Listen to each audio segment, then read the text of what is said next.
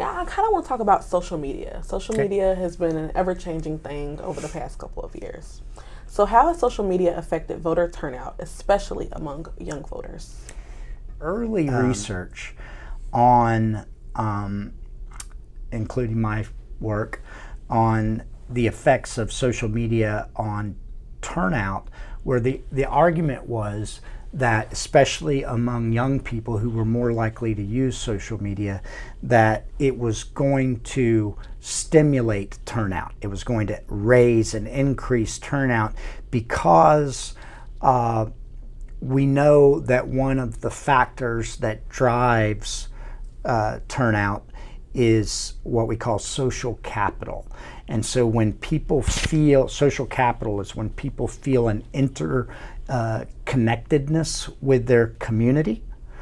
And the idea was that social media was going to connect people, and then they would feel this through being connected to people via the platform. They would build social capital and be more likely to vote. And if that were,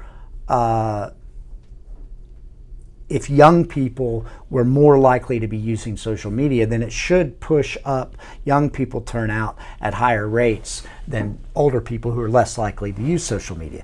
The other argument is that it's informational, is that social media lowers the cost of gathering and or being exposed to the kinds of information that may encourage you to vote or may give you the efficacy and belief that you're equipped with the information you need in order to vote, because it's just coming through your feed. Okay, it's just there, and you see it all the time, and you get exposed to it. Now,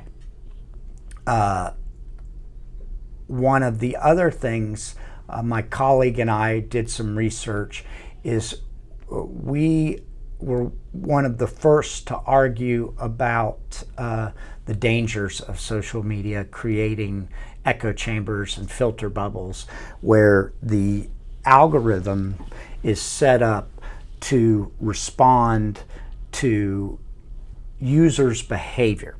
Okay, and so what we know about politics and human psychology is that people